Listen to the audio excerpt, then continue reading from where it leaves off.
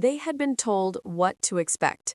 Every German soldier knew the stories, absorbed them through years of relentless propaganda that painted a vivid picture of what awaited those unfortunate enough to fall into American hands. The United States, according to Joseph Goebbels and his Ministry of Public Enlightenment and Propaganda, was a nation of gangsters and criminals, a mongrelized society without honor or discipline. American soldiers were cowboys with guns, undisciplined rabble held together only by their industrial might, and their treatment of prisoners? Brutal, savage, unworthy of civilized nations. From the moment a German soldier enlisted, from his first days of basic training through every briefing and every propaganda session, this message was reinforced. America was depicted as a deeply divided society, torn apart by racial conflicts and labor strikes, held together only by the iron grip of Jewish financiers who controlled the banks and industries. American military forces were portrayed as a rabble without proper discipline or military tradition, lacking the fighting spirit and tactical sophistication of the Wehrmacht. They won, according to this narrative, only through numerical superiority and material abundance, not through actual military skill or courage. The propaganda films shown in German military barracks featured carefully edited footage of American cities, highlighting poverty and crime while ignoring prosperity and order. German soldiers were shown newsreels depicting American soldiers as looters and criminals, interested only in theft and violence rather than honorable warfare. The message was clear and consistent.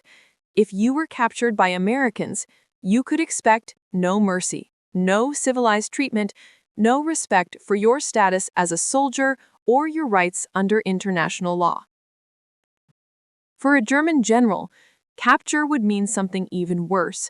Officers of rank would face interrogation through torture, starvation rations designed to break the spirit, and quite possibly summary execution. This was the certainty that lived in the minds of Wehrmacht officers as they fought across North Africa, through France, and along the Eastern Front. This was what they knew to be true, as surely as they knew the sun would rise over the desert sands of Libya or set over the bocage of Normandy. But sometimes, what you know with absolute certainty turns out to be a lie so complete, so total, that when truth finally arrives, it doesn't just change your mind, it shatters your entire understanding of the world. This is the story of what really happened when Nazi Germany's highest-ranking generals found themselves prisoners of war in America. It's a story that begins with propaganda and ends with a transformation so profound that some of these men would spend the rest of their lives trying to process it. It's about the day the lies died and what took their place. Between the years of 1943 and 1946, the United States military operated more than 700 prisoner-of-war camps scattered across the American homeland. These facilities, ranging from massive base camps to small branch operations, held a staggering 425,000 captured Axis soldiers. The vast majority were Germans, though there were Italians and a handful of Japanese prisoners as well. They came from every theater of the war: North Africa, Sicily, France, Belgium, and Germany itself as the Reich crumbled under the weight of Allied advances. The sheer scale of this undertaking is difficult to comprehend. 700 camps, 425,000 prisoners. That's roughly equivalent to the entire population of a major city, all needing to be housed, fed, guarded, and managed according to the rules set forth in the Geneva Convention of 1929. The logistics alone were staggering, requiring coordination between the military, state governments, and private industry as prisoners were put to work addressing the severe labor shortage created when millions of American men shipped overseas to fight. But among these hundreds of thousands of ordinary soldiers, there existed a unique subset, a collection of the German military elite that would challenge every preconception about prisoner treatment, about civilization itself, and about which side in this terrible conflict actually held the moral high ground. These were the generals, the admirals, the men who had commanded divisions and corps and entire armies, men whose names had appeared in newspapers and whose strategic decisions had shaped the course of the war, and the United States government had a special plan for them. The propaganda that shaped German military expectations about American captivity was no accident. It was carefully constructed, relentlessly reinforced, and strategically designed to serve multiple purposes. Joseph Goebbels, Hitler's Minister of Propaganda, understood that fear could be as powerful a weapon as any tank or artillery piece. If German soldiers believed that capture meant torture and death, they would fight harder, surrender less readily, and continue resistance, even when military logic suggested capitulation. The image of America that Nazi propaganda painted was deliberately grotesque. Americans were portrayed as a race-mixed population lacking any real culture or civilization. Their cities were supposedly filled with crime, their government controlled by Jewish conspirators, their military composed of disinterested criminals barely held in check by their officers. American wealth was dismissed as nothing but empty materialism, built on the backs of exploited workers and corrupt financial systems. The American fighting man, according to this narrative, was soft, cowardly, and utterly unsuited for the rigors of modern warfare. This propaganda found its most vivid expression in the weekly newsreels shown in German cinemas, in the pamphlets distributed to troops, in the speeches broadcast over radio, and in the newspapers that reached even the most remote military units. German bomber pilots who attacked German cities were depicted as terror flyers, cowardly murderers who targeted civilians from high altitude where they faced no personal risk. American infantry were shown as gangsters in uniform, more interested in looting than fighting. The entire American war effort was portrayed as a capitalist venture driven by Jewish financiers who sought to enslave the German people. For soldiers who had never seen America, who had no independent information beyond what their government told them, these images became reality. And why wouldn't they believe? The government had no reason to lie about something so fundamental, did they? The propaganda was particularly effective because it played on existing prejudices and fears. Many Germans genuinely believed in theories of racial superiority, in the idea that the German Volk represented the pinnacle of human civilization. Propaganda that confirmed these beliefs felt like truth rather than manipulation. The contrast with what soldiers were told about Soviet captivity was also strategic. Everyone knew that falling into Soviet hands meant almost certain death or decades of brutal labor in Siberian camps. This was largely true. Over 1 million German prisoners of war would die in Soviet captivity, victims of deliberate neglect, harsh conditions, and reprisal for German atrocities on the Eastern Front. By comparison, the propaganda suggested American captivity might be marginally better, but still brutal. Better to fight to the death than surrender to either enemy. Leaflets dropped behind German lines sometimes promised humane treatment in American custody, signed by General Eisenhower himself. But German soldiers had been trained to view these as lies, tricks designed to encourage surrender and weaken German resistance. The truth, they believed, lay in what their own government told them, not in enemy propaganda.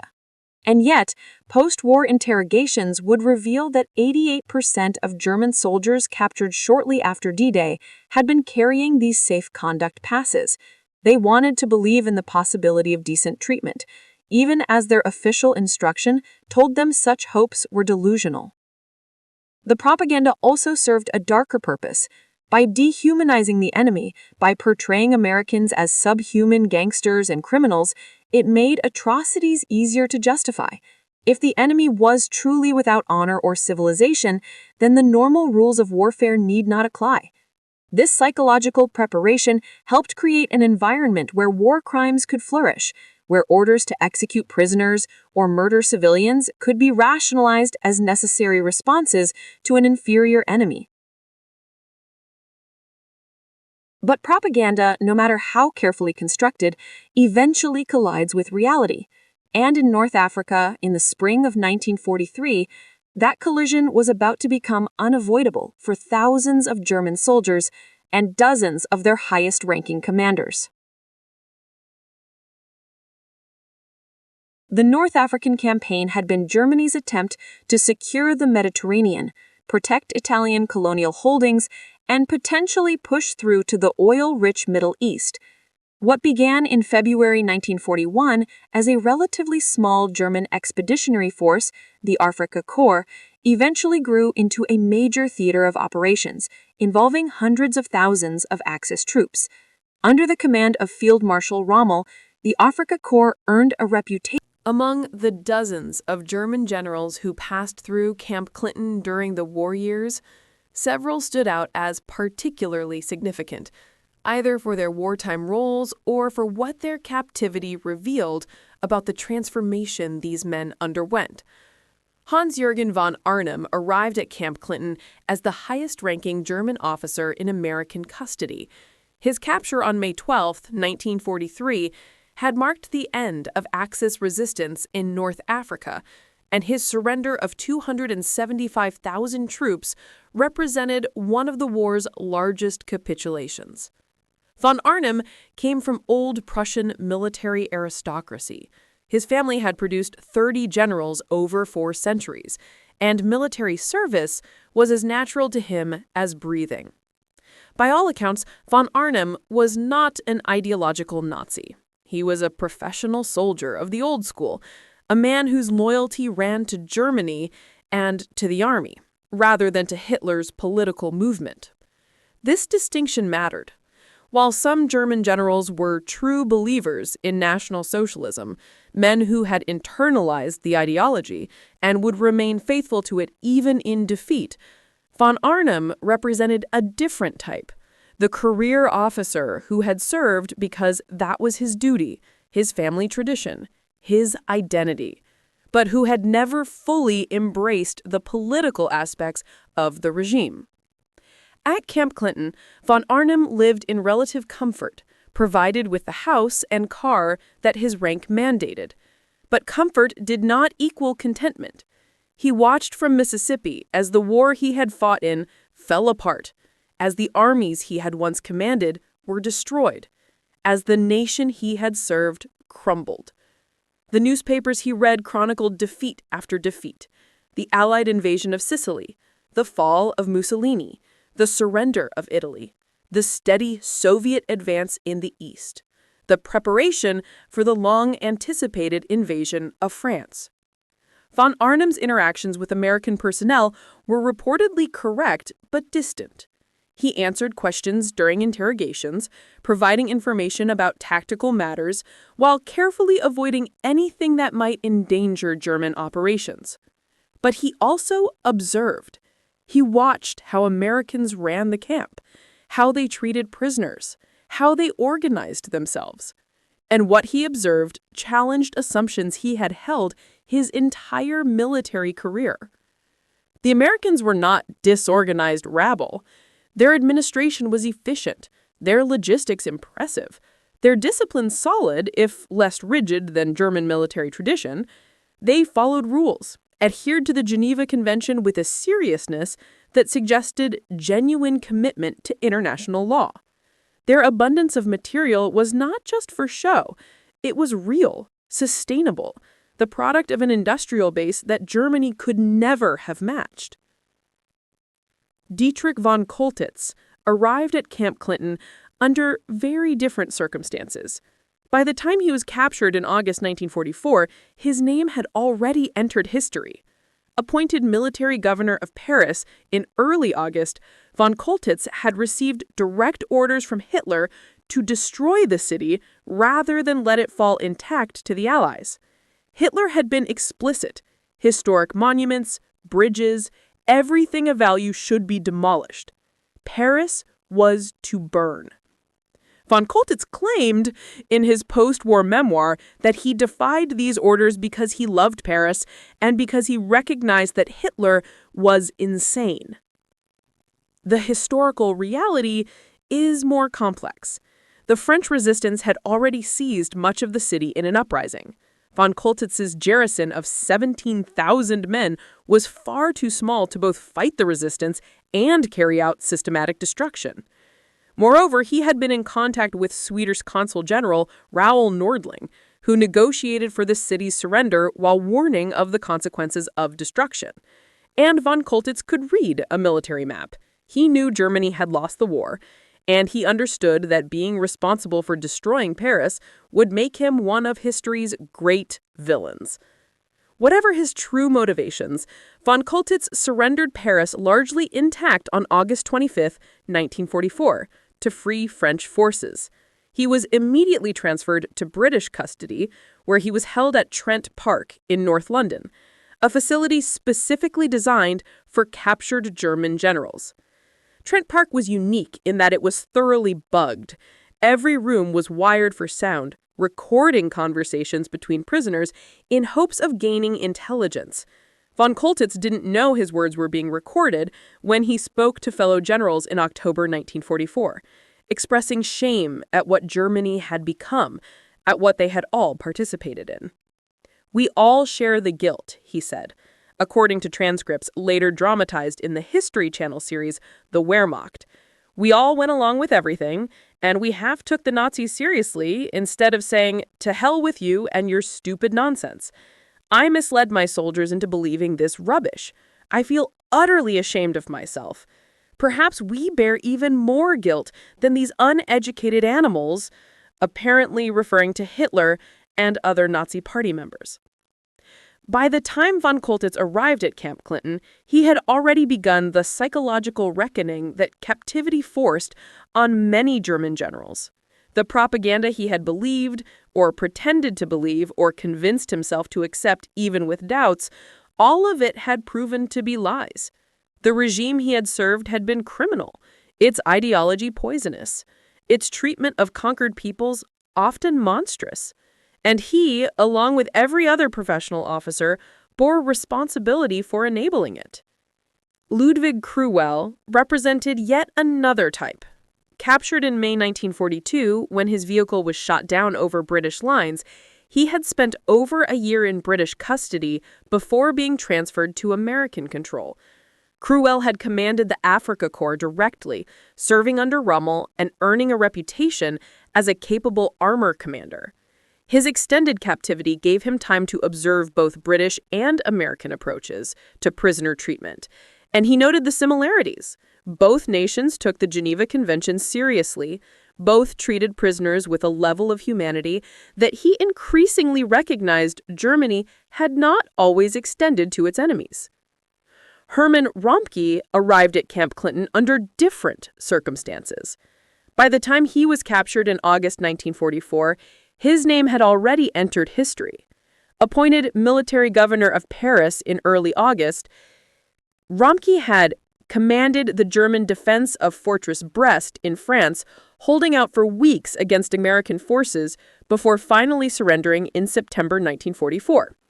According to accounts that have circulated among former prisoners and local historians, Rompke at some point during his captivity managed an escape attempt that, if the story is accurate, was more theatrical than practical. A gesture about military honor rather than a serious bid for freedom. Other generals at Camp Clinton left fewer historical traces, but were no less affected by their experiences. Gustav von Warst, Fritz Kraus, Erwin Rausch, Karl Spong, Otto Richter. Their names appear on prisoner rosters, in camp records, occasionally in post-war correspondence. They were professional soldiers, men who had climbed through the Wehrmacht ranks, who had commanded thousands of troops, who had made decisions that sent men to their deaths. Now they played soccer, attended concerts, read banned books, and tried to process the cognitive dissonance of being treated humanely by an enemy they had been told were barbarians. The transcripts from Trent Park where many of these generals spent time before transfer to America, reveal the psychological journey. Early in captivity, some maintained their Nazi beliefs, insisted that Germany would somehow win, refused to accept evidence of atrocities. But as months passed, as more prisoners arrived bringing news of continued defeats, as they read American newspapers and talked among themselves without the pressure of maintaining party loyalty, doubts crept in. Conversations turned from military strategy to moral reckoning. They began to acknowledge, first tentatively and then more openly, that they had served a criminal regime, that they bore responsibility for its actions, that the war had been not just lost, but wrong. Not all made this journey. Some remained convinced Nazis until the end and beyond, but many, particularly the professional officers who had never fully embraced Nazi ideology, found their captivity in America to be a period of painful enlightenment.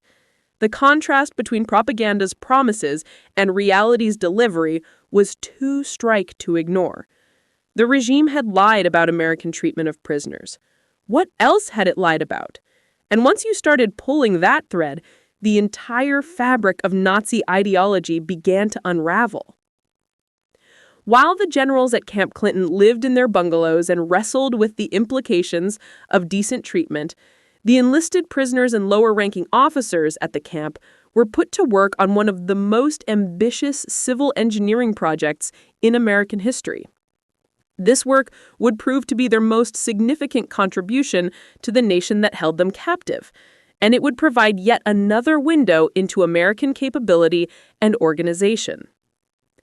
The Mississippi River Basin Model was a concept that the United States Army Corps of Engineers. Others embraced their guilt more directly. They acknowledged that ignorance, even if genuine, was itself culpable. They should have questioned more, resisted more, refused orders more. The fact that such actions would have ended their careers or endangered their lives did not eliminate the moral obligation. They had chosen service to the regime over moral stands, and that choice had consequences that could not be escaped. The extended captivity, originally frustrating, began to serve a purpose. It provided time for processing, for reading, for discussion, for gradually accepting truths too painful to absorb quickly. The prisoners were physically comfortable enough that they could engage in the psychological work. They were safe enough to question their pasts without fear of immediate reprisal, and they had access to enough information that the truth could not be evaded indefinitely. American authorities, whether deliberately or incidentally, had created an environment where re-education could happen not through propaganda but through reflection. The generals at Camp Clinton were being transformed not by being told what to think, but by being given the space and information to think for themselves. The irony was profound. Imprisoned by Americans, they were intellectually more free than they had been serving Hitler. When repatriation finally began in late 1946, it came in stages. Priority was given to officers, non-commissioned officers, prisoners considered cooperative with authorities, and those with medical conditions. The process would extend into 1947 before Camp Clinton finally closed and all its prisoners had been returned to Germany. The return journey was in some ways the reverse of the trip that had brought them to America. But the men making that journey bore little resemblance to the soldiers who had arrived 3 or 4 years earlier. They had been fed better as prisoners than Germany could feed its free citizens. They had lived in greater comfort in a POW camp than much of Germany's civilian population had known during the war. They had been exposed to ideas, to information, to treatment that fundamentally challenged everything they had believed. The generals boarded ships in American ports, watching the same abundant industrial infrastructure that had stunned them on arrival. They crossed the Atlantic again, this time traveling toward a nation they barely recognized. The Germany they returned to was not the Germany they had left. It was divided, occupied, devastated, its people struggling to survive amid the ruins, its future uncertain and entirely in the hands of the victorious Allies. Hans-Jürgen von Arnim was released from Camp Clinton in 1947. He settled in the British occupation zone of West Germany, finding work with the occupation administration thanks to his technical expertise. His signals and communications background remained valuable even in defeat. He remarried after learning that his first wife had died in the bombing of Dresden. He built a quiet life in the new Germany, taking shape from the ruins of the old. Von Arnim never wrote extensively about his time at Camp Clinton, but in conversations with family and friends, he acknowledged that his captivity had been educational. He had learned about American society, about democracy in practice rather than in Nazi propaganda's caricature, about the value of treating even enemies with basic human dignity. These lessons, he suggested, should inform how Germany rebuilt itself. The old ways had led to catastrophe. Perhaps there were better models to follow. Dietrich von Choltitz returned to Germany in 1947 and settled in Baden-Baden. He published his memoir in 1951, portraying himself as the savior of Paris, the general who defied Hitler to preserve one of the world's great cities. The historical accuracy of this self-portrait remains debated. Evidence suggests his actions were driven more by pragmatism than by love of Paris. But accurate or not, his story captured something important about how German generals sought to position themselves in the post-war world as professional soldiers who had ultimately done the right thing, who had recognized Hitler's madness, who had found ways to resist within the constraints they faced. Other generals from Camp Clinton scattered across the two Germanys that emerged from the occupation zones. Some wrote memoirs, some participated in historical studies of the war, providing information to Allied researchers seeking to understand German military operations. Some simply disappeared into civilian life, trying to rebuild in a country that had no place for Wehrmacht generals, a country that needed to move beyond its Nazi past rather than lionize its former military leaders. A surprising number eventually returned to the United States, some as immigrants seeking to rebuild lives in a country that had treated them better than their own. They came as civilians now, bringing families, finding work, becoming part of American society. The irony was not lost on them, returning willingly to a nation they had fought against because that nation offered opportunities and stability that post-war Germany could not provide. Even those who remained in Germany often maintained connections to America. They corresponded with former guards, with American officers they had known, with researchers and historians studying the war. Starting in the 1980s and continuing into the 1990s, some former Camp Clinton prisoners organized reunions. They called themselves the Clinton family, a reference to the peculiar bonds formed during those years of captivity. They returned to Mississippi, visited the site of the old camp, met with local historians, shared stories about their time there. These reunions were bittersweet affairs. Old men, now in their 70s or 80s, walking over land that once held their prison, but which had long since been repurposed. Some found it strange to feel nostalgic for a POW camp. Others acknowledged that those years, despite being captivity, had been in some ways the safest, most comfortable period of the war. They had been fed, housed, protected from combat, given time to read and think, and gradually accept truths too painful to absorb quickly. The American authorities, whether deliberately or incidentally, had created an environment where re-education could happen not through propaganda, but through reflection. The generals at Camp Clinton were being transformed not by being told what to think, but by being given the space and information to think for themselves. The irony was profound.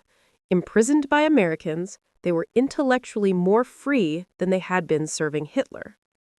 When repatriation finally began in late 1946, it came in stages. Priority was given to officers, non-commissioned officers, prisoners considered cooperative with authorities, and those with medical conditions. The process would extend into 1947 before Camp Clinton finally closed and all its prisoners had been returned to Germany. The return journey was in some ways the reverse of the trip that had brought them to America, but the men making that journey bore little resemblance to the soldiers who had arrived 3 or 4 years earlier. They had been fed better as prisoners than Germany could feed its free citizens. They had lived in greater comfort in a POW camp than much of Germany's civilian population had known during the war. They had been exposed to ideas, to information, to treatment that fundamentally challenged everything they had believed. The generals boarded ships in American ports, watching the same abundant industrial infrastructure that had stunned them on arrival.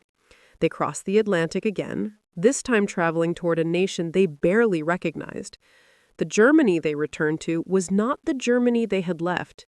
It was divided, occupied, devastated, its people struggling to survive amid the ruins, its future uncertain and entirely in the hands of the victorious Allies. Hans-Jürgen von Arnim was released from Camp Clinton in 1947.